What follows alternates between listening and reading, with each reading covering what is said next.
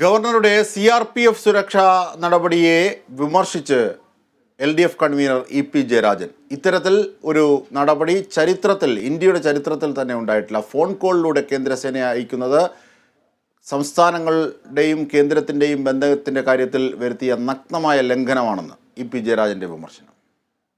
CRPFനെ രാജ്ഭവനിലേക്ക് അയച്ച നടപടി, കേരളത്തിലേക്ക് പോലീസിനെ അയച്ച നടപടി തികച്ചും ഫെഡറൽ തത്വങ്ങളുടെ ലംഘനമാണ്.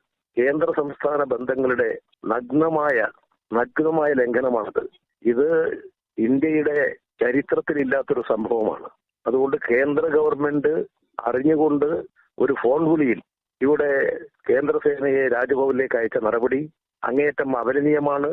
ജനാധിപത്യ ഫെഡറൽ സംവിധാനങ്ങളുടെ ലംഘനമാണ്. സംസ്ഥാന ഗവൺമെന്റുകളുടെ അധികാര പരിധിയിലേക്കുള്ള അതിക്രമമാണിത്.